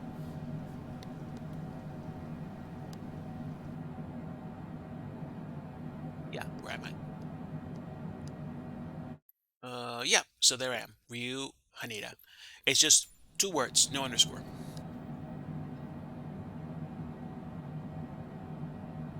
Okay, believe it or not, folks, we are approaching 5,000 feet and we're approaching Bryce. I am at 4:30, so it's time to pucker up and make the most of this approach. Wow, commercial check ride. Complete freedom. I'm amazed. It's amazing. I would like to get a PPL myself one day. It's gonna take some planning and some prioritization. You know, like there's other stuff that comes first, but hopefully that will happen soon.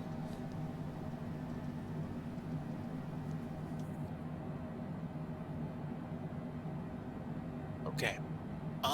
Let me think. We're like 5,000 feet. I don't think we're gonna ice up. It's not that cold down here, so I'm gonna turn off my anti-ice stuff and just leave the pitos on. We should be good. And I'll get my tail floodlighting on, and that should be it. Once we get to Bryce, we're gonna go straight to. Actually, we already are. We're going straight to Tramp. Now, let me take a look at my approach. We could drop straight down to 3,000 feet, hook a left on the Silky, and follow the ILS down. So let's do this. Current heading right now is 157. Let me stay on the heading and switch to nav mode.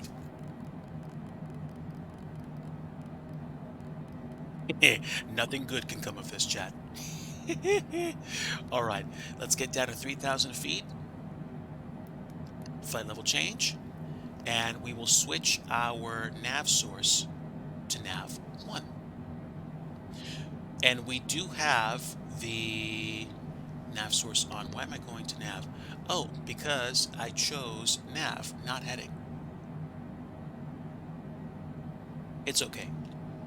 We need to get down first, though, so come on. Also, I want to make sure I slow down a lot. Oh, come on. Zoom. Work with me. So we'll get down to 210 knots. Cutting it close, Digi. And we're going to do manual descent because I don't have time for this. Ain't nobody got time for that. Let's go. And gear down now. And, almost, Haneda. All right, heading. Let's get this plane turned around.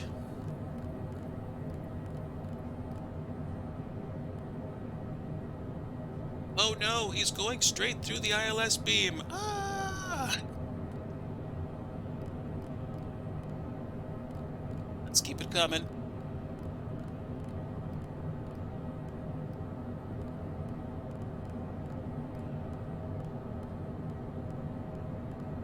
Oh, look at that. My course heading's already locked in. Sweet. One problem. It ain't working. Oh no, now it is. Good. We'll set the heading to 330 just so we can get back on the beam. And we'll set flaps to 1.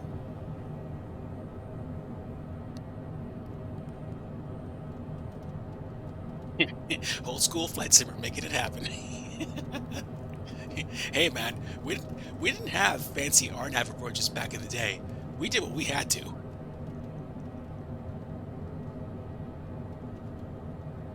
Digi, such a noob. Get with the program. Okay, we'll do flaps 2. We are below 180.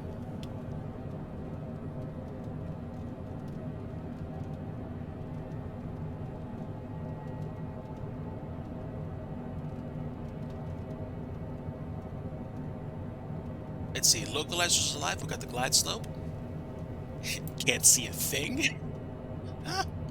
Rock on.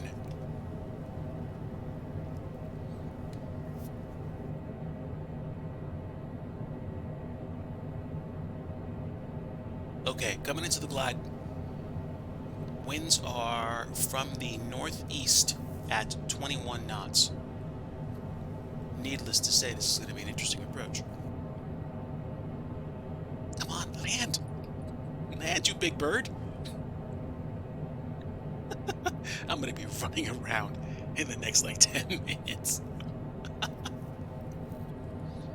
Hello? Why didn't we go down? Oh, Face palm. Hello. Oh, we are at 60. We are at 3,000 already. Stand by. It would appear that someone forgot to arm the approach mode. Let's go full idle and drop it.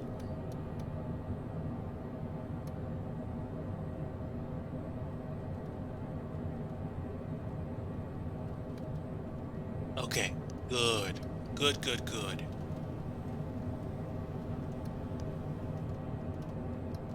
2,000 feet per minute. Now we're going to hit approach mode. Wonderful. Now we're on the glide, folks. I don't know what you're talking about. The checklist is perfect. That's hilarious. Okay, seeing the airport would be great right about now. Just saying.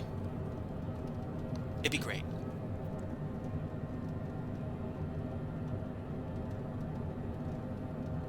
Okay, so we're just over yellow. Give me some juice. Come on. Come on.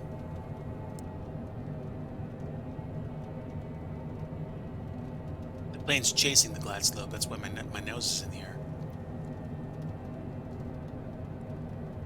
I forget whether or not this aircraft has reversers and speed brakes. I think it does, but not going to worry about that too much. We should break free at about 1,000 feet, and we will set missed approach altitude to 3,000 in case we have to. Yeah, look at that. Connection lost. Ah!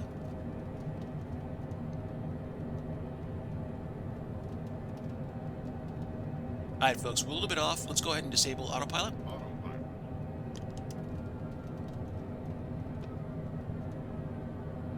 We'll do flaps 3. A little bit more to the right. 500. A sloppy 500. Come on. Come on, friend. Come on.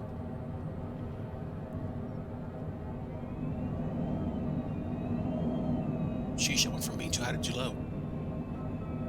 Oof. Wind gusts, anybody? Come on. Come on, work with me. I've got China on this plane. Don't let me break it.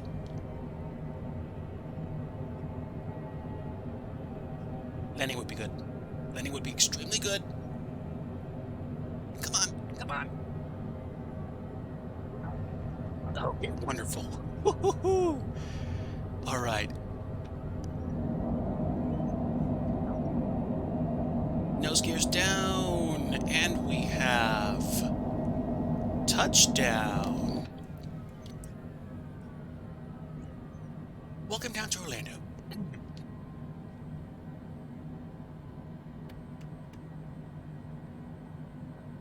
And that's just crazy.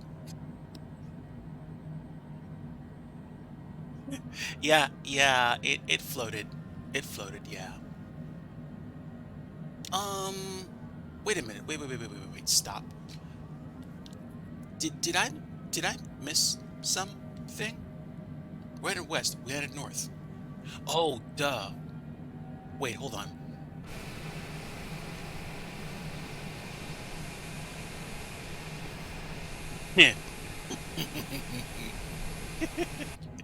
Oops. We landed 3-5, right. Not 3-6, right. Doesn't matter. We're down. We're down. We're good.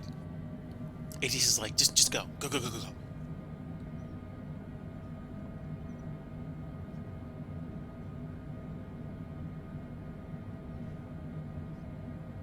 It's a thing. Oh, and we've got an aircraft. Excuse me. Wrong taxiway. Clank. Hitting taxi lights as we go.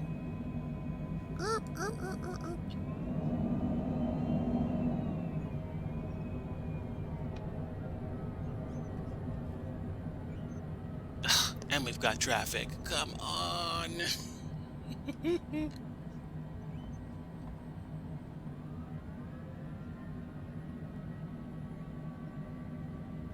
It's like you got a horn going beep beep. I gotta go. Come on. Meow. All right. Like literally in 5 minutes, I have to turn off the computer. But you want to know what? If you're gonna goof up in front of your friends and have a great time doing it. You're not turning here? Come on, my guy. Uh, nah, just chill. Be easy, Digi. Be easy.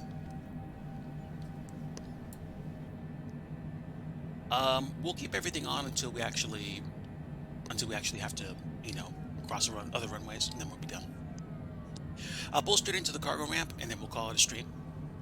What time is it? It's not time yet for Sim to start streaming, so I'm probably gonna let you guys go and just find a new stream to go to because I have to run.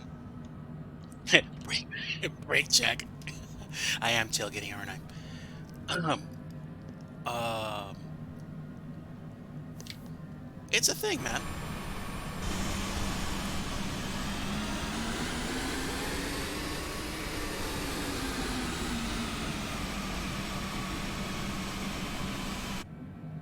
At least it cleared up a little bit.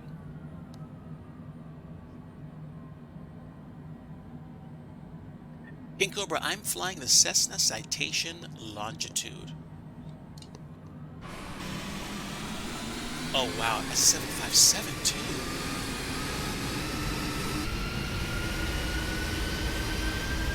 Alright, see you later. Bye.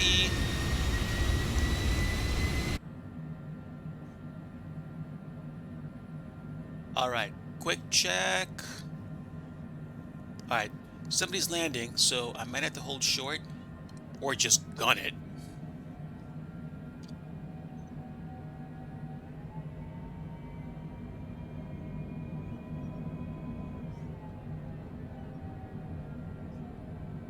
Come on, come on.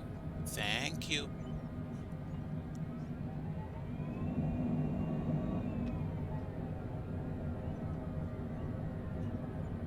Woo! Would you look at that? We made it.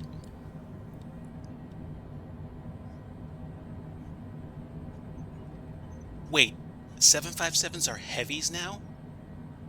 How? I'm sorry. Did I miss something?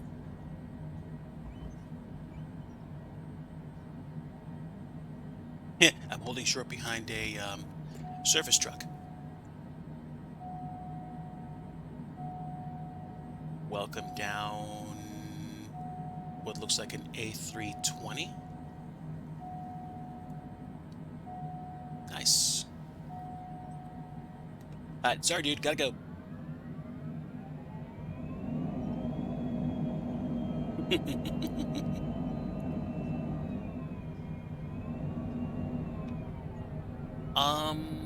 If it's a weight classification, then the 757-300 would probably be a heavy. That's my guess. Alright folks, welcome to the cargo ramp. Yep, coming through, excuse me. Got some fresh cargo, nice and hot.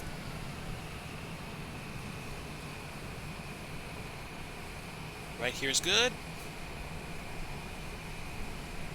Right about here.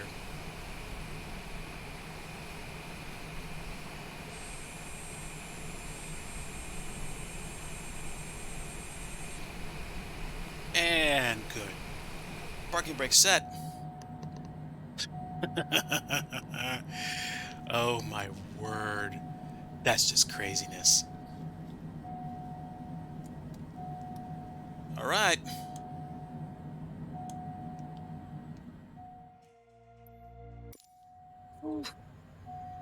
Folks, we made it. We're down.